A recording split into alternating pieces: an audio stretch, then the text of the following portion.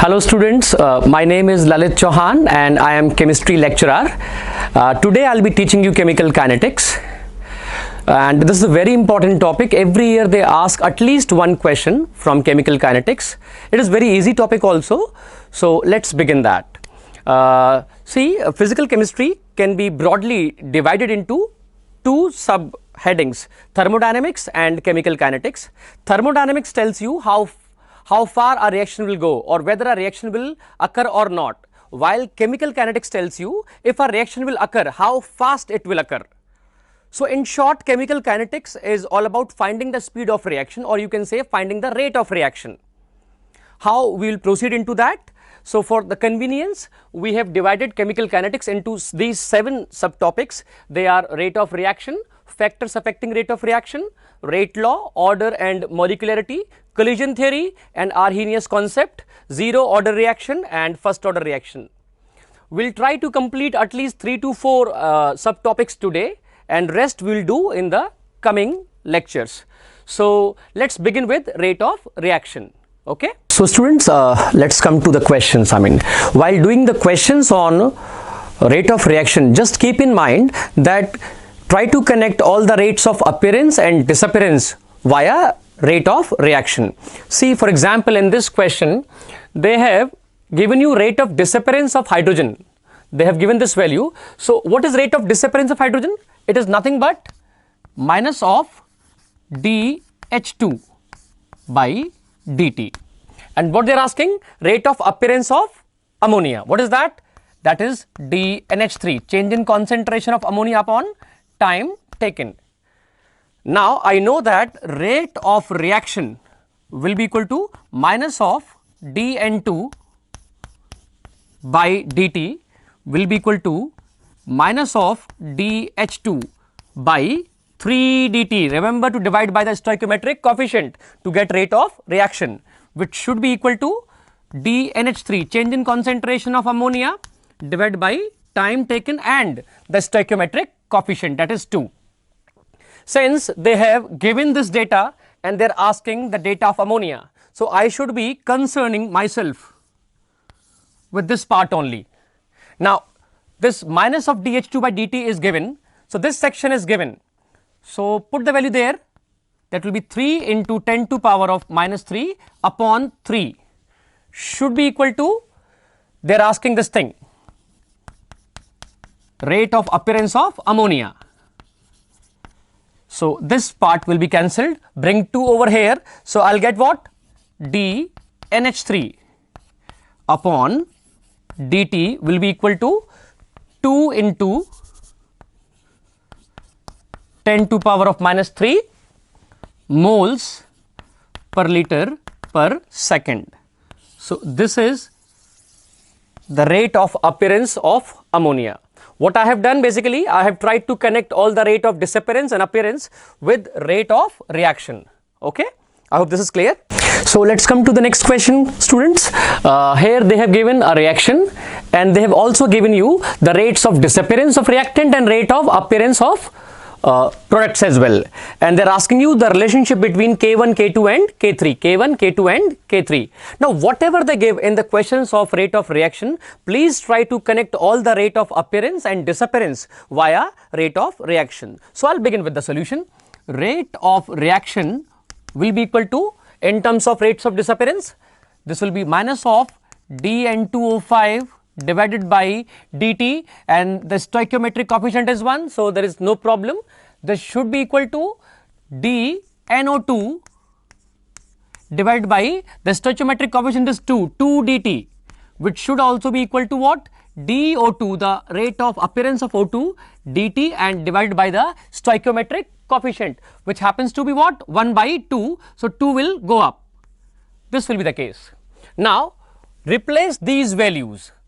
So this will be actually K1 N2O5 should be equal to, this value is given as K2 N2O5, K2 N2O5 divided by 2 should be equal to, this value is given as K3, this value is given as K3 into N2O5 and into 2, the stoichiometric coefficient. Now once they are equated, the concentration of N2O5 can be cancelled and we are left with K1 equals to K2 by 2 equals to 2K3. Simplifying that, on multiplying by 2, I'll get 2K1 equals to K2 equals to 4K3. Now this is a very famous question. Many a times NEET and other entrance examinations have asked this question. So in order to do these questions, remember that connect all the rates of disappearance and appearance via rate of reaction. Okay. This next question is very interesting question with a catch, and I have found many people going wrong with this question. Let's see this question. They have given the equation and they have also given you if rate of appearance of SO3 is 8 into 10 to power of minus 3 grams per minute. This grams per minute is the catch out here. What happens normally, the data given is in moles per liter per second or per minute, but here they have given data in grams. Remember that, students, this equation is written in moles, the data given is in grams, so there is a mismatch. So to remove that mismatch, I should convert this grams into moles. So what I should do to convert this grams into moles, what I should do, I should divide this grams by the molecular weight of SO3. So that will be now 8 into 10 to power of minus 3 divided by the molecular weight of SO3, that will be 80. That will give me, that will be 10 to power of minus 4 moles per minute. Now this 10 to power of minus 4 moles per minute is what? Now this is the rate of appearance of SO3 in moles per minute. Now I know that the rate of reaction can be written as minus of dSO2 by 2 dt should be equal to minus of dO2 by dt should be equal to dSO3 by the stoichiometric coefficient is 2. This will be this thing. Now this part is not useful for us because they have given this data and they are asking this data. So this can be written as minus of dSO2 by 2 dt will be equal to dSO3 by 2 dt. This 2 and 2 cancels out. This is now what? This is rate of appearance of SO3. Now this value is how much? 10 to power of minus 4 moles per minute. That means the rate of disappearance of SO2 will be equal to rate of appearance of SO3. So they are asking rate of disappearance of SO2 in grams per minute. I have got my answer in moles per minute. So I should convert this moles per minute back into grams per minute. How you will convert that mole into gram? You will have to multiply this mole by the molecular weight of SO2. So minus of dSO2 by dt, which is nothing but rate of disappearance of SO2, will be equal to how much? 10 to power of minus 4. This is mole. I will do what? Multiply this by molecular weight of SO2. So this will give me 6.4 into 10 to power of minus 3 grams per minute. So what we are doing here, they have given the data in gram, the equation is given in moles. So I should convert this gram into moles. To convert the gram into moles, what I am doing, I am dividing this data, this grams by molecular weight, I will get number of moles. Now I will get my answer in moles per minute. They are asking the answer in grams per minute. So I will have to reconvert the moles into grams by multiplying number of moles by molecular weight of SO2. Okay, is that clear?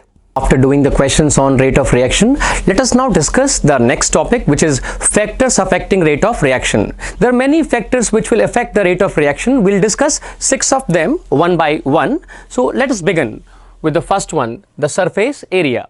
Now see, let us take an example. Suppose if I take a solid cube and if I burn it or I ask this solid to go for a reaction. Now what will happen? In this solid block, the particles which are on the surface, they will get the first chance to react. The inner particles will have to wait for their chance to come. They cannot react until and unless the outer particles have reacted. So they will be reacting one by one. But now if I make a powder out of it, or I break this solid piece into small particles, then what will happen? As I break the solid into many small particles, the particles which were earlier inside this block are now exposed. Overall, the effective surface area has increased. Now all these particles will have an equal chance for reaction. Now you tell me one thing, which will go for a faster rate of reaction, this one or this one? Obviously this one, because here all the particles are having the equal chance for reaction. They all can react at a given moment of time, while in this case the particles will react one after the another, and that's why all the explosives mean, their rate of reaction is very high. All the explosives are in powdery form. So if you make a powder out of it, suppose the rate is R2, this is say R1, this R2 will be more than R1 because we have increased the surface area. Okay, now come to temperature. Now as you increase the temperature, the kinetic energy will be increased. We all know that to have a successful reaction, every colliding particle should possess a minimum amount of energy to go for a successful reaction. So if you increase the temperature, kinetic energy of a particle will increase and they will have more chance to go for a successful reaction. Now not only the temperature increases the kinetic energy, it does something else also. Now let's understand that also. Now suppose this is Maxwell's distribution curve. So this is number of particles, hash means number of particles, and this is say energy.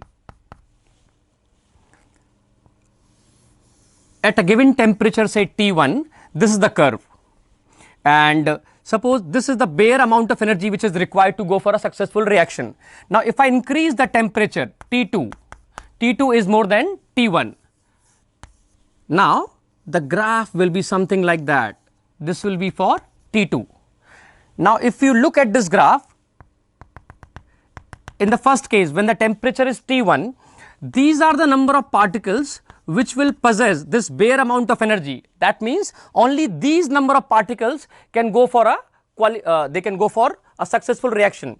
But in the case of T2, where T2 is more than T1, now these are the number of particles which qualify to go for a successful reaction. So not only temperature increases the kinetic energy, it also increases the number of particles which will have the bare minimum amount of energy which is required to go for a successful reaction. So if I ask you that at T1 and at T2, this is R1, this is R2, which will be more? I know that temperature T2 is more than T1, so rate will also be more for T2. That means we can increase the rate by increasing temperature. Now let us come to concentration term. Now let us take an example. Suppose we are having some particles, and in the second case I am having in the same container many particles, more number of particles. So we all know that to have a successful reaction, the particles should collide. More is the frequency of collision, more is the rate of reaction. Here the number of particles are very less, so their probability of colliding will also be less. Less is the probability of colliding, lesser will be the rate of reaction. Here more particles are there, they will collide frequently. More is the frequency of collision, more will be the rate of reaction. So suppose this is R2, this is say R1, R2 will be more than R1. Okay. Now let's comes to catalyst. This is very important. Now catalyst does what? You must have heard of a word called energy of activation or activation energy. So catalyst increases the rate of reaction by decreasing the energy of activation. If I draw a curve, Maxwell's distribution curve again, number of particles, and suppose this is the curve. Now this is the energy of activation or energy required without catalyst. Now this is the energy required to qualify for a successful reaction with the help of catalyst. Now you can see that in an uncatalyzed reaction, these are the number of particles which will qualify for the successful reaction, and in case of catalyst, these are the number of particles which can qualify for the successful reaction. So what happens? Catalyst lowers the energy of activation. So with catalyst, I am saying the energy of activation, suppose say E2, and E1 is energy of activation without catalyst. So E2 is less than E1. That means R2 will also be more than R1. Lesser the energy of activation required, more is the rate. So catalyst fastens the reaction by decreasing the energy of activation. Now come to nature of reactants. Say for example, I will take a case of combustion reaction, like say twice NO plus O2 will give you twice NO2. See, this reaction is fast. Twice CO, carbon monoxide, plus O2 will give you twice CO2. This is a slow reaction. Both are combustion reaction, but the first one is fast, second one is slow. Why?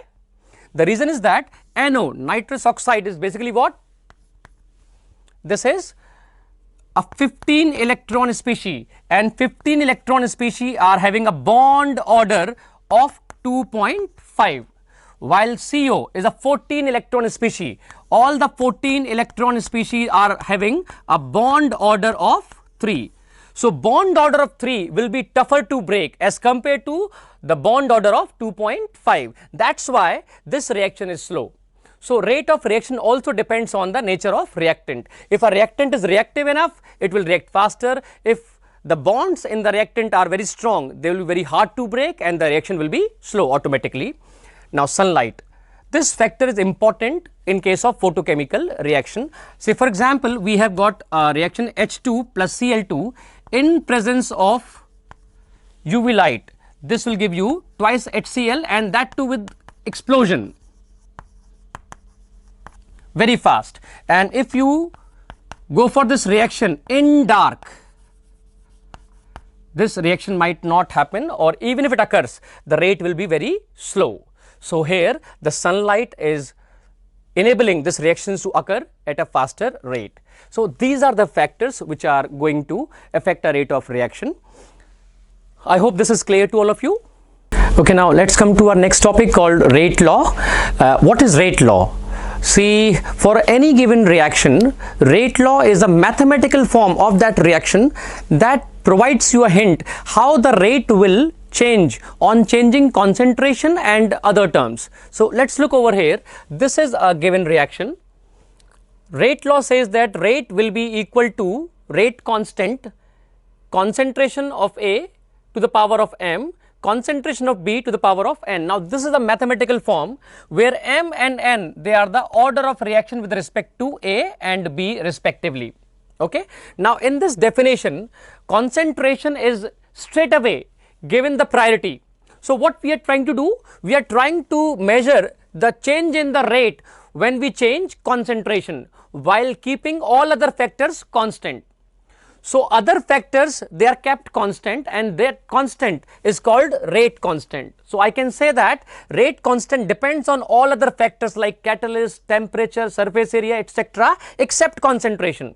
So if I change temperature, in this rate law, that change should be reflected, and that change will be reflected in the value of K. If I change surface area, again the value of K will change. So rate law suggests you that if I change concentration, how the rate will change by keeping other things as constant. All those things becomes constant, and that constant is called rate constant. You're getting me not? Okay. Doing rate law, we came across a term called order. What is order basically, or what is the importance of order? Now order signifies how sensitive a given reaction is with respect to a given reactant. What I am saying is that a reaction may be highly sensitive towards a reactant, or it might be insignificant from the point of view of a reactant. So let's understand few points with respect to order. It is determined experimentally from rate law. That means you have to go into the laboratory and perform experiments and then come up with the data. From that data, you will have to find out the order of a reaction. Just by looking at the stoichiometry of the equation, you cannot find out a rate law by confirmation until and unless it is an elementary reaction. For example, we have a equation. Rate law will be K into A, that is the concentration of A to the power of m, and concentration of B to the power of n. Now this m and n may or may not be equal to the stoichiometric coefficient. We cannot say with confirmation. We can say that only with confirmation for elementary reaction, where the orders will be equal to the stoichiometric coefficient. Otherwise, in general, the order values are not equivalent to the stoichiometric coefficients. Now the value of order can be negative, positive integer, it can be 0, it can be fraction, I mean it can be anything. Now if a reactant is an excess, its order can be taken as 0. What is the meaning of this? Say for example, I am having an enzyme and there are number of particles, thousands of particles, but we have a restriction that at one time only one particle can react. So whether I am having 100 particles or I am having 1000 particles, it makes no difference from the point of view of rate of reaction. One particle will react at one time, so others will have to wait. So I can say that this rate of reaction is independent of how many particles I am having here, maybe 10, maybe 20, maybe 50, but rate will depend only on one particle at a time. Okay. So let us take an example. For example, I have a rate law which says R is equal to K, A to the power of 0, B to the power of 1. What is the meaning of this? This rate law tells me that this rate is independent of concentration of A. That is why I am saying that it is having a 0 order with respect to A. Now with respect to B, if I double the concentration of B, the rate will also be doubled. Now let us come to this question. It says R is equal to K, A to the power of minus 1 and B to the power of 2. Now tell me what is the order with respect to A? The order with respect to A will be minus 1. From this equation we can say that. Similarly, order with respect to will be 2. What is the overall order? To get the overall order, please add both the orders with respect to A and B individually. Minus 1 plus 2 will be 1. So overall order is 1. I hope this is clear. Okay. So after doing order, let us come to our next topic called molecularity. So while order was experimentally determined thing, molecularity is in contrast a theoretical thing. That means we can design a mechanism, and from that mechanism we can come across what is the molecularity. So what is molecularity? It is the number of atoms, molecules or particles participating in a given reaction, okay, at a given time. Now see that molecularity is defined for elementary reaction. Remember that you cannot define molecularity for an complex reaction as such. You have to break down the complex reaction into elementary reaction and then find out the molecularity of those elementary reaction. Second point, the value of molecularity can be either 1, 2 or 3. 3 is a very rare value. The reason being, it is very difficult for 3 molecules or more than 3 molecules to come together in a right orientation to form a product. Now, the value of molecularity cannot be negative. Why? Because we cannot think of negative molecules, like I can never say that I have got minus 5 molecules of water. Similarly, I cannot say, or it is useless to say that I have 0 molecules of water reacting. Again, there is nothing like fractional molecule. Either we have got 1 molecule of water or 2 molecules of water, but we cannot say I have got a half molecule of water. So the value of molecularity cannot be fractional also.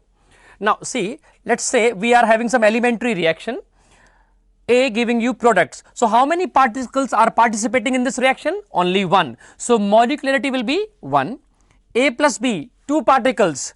So molecularity will be 2. A plus 2B, 1 and 2, 3 particles. So molecularity will be 3. Remember that this is a theoretical concept as compared to the order, which is a practical concept. Okay, I hope it is clear. So now let us come to a very important point, and that is rate constant.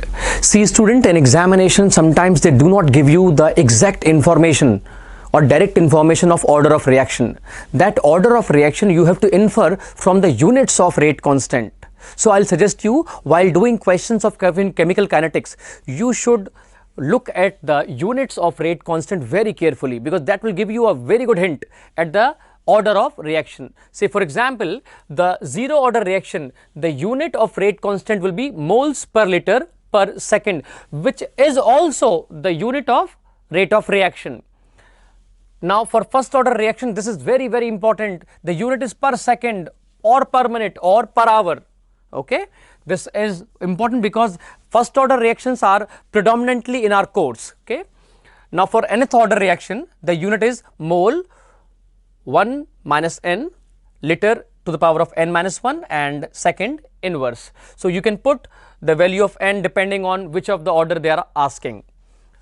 So what is the significance of what we have learned right now will be showcased from this question. So this is a question. They have given a reaction and they have given the value of K 3 into 10 to the power of minus 4. Rate value is given as 2.4 10 to the power of minus 4 moles per liter per second. They are asking at this point when the rate is 2.4 into 10 to the power of minus 4 moles per liter per second, what will be the concentration of N2O5? Now see, rate can be written as K.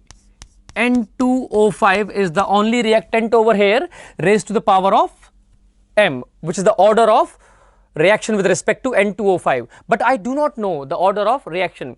But if I look carefully at the units of K per second is the unit of rate constant for first order reaction. So I can directly now say that this reaction is first order reaction with respect to N2O5. So R will be K N2O5 to the power of 1, or say simply N2O5. Now I know this thing, I know rate also. I can easily find out the concentration of N2O5, that will be rate upon K, and this value rate is given as 2.4 10 to the power of minus 4 upon K is 3 into 10 to the power of minus 4. You solve that, you will get 0.8 moles per liter. So in this question, I saved myself by focusing on the units of rate constant. This is very important. Okay.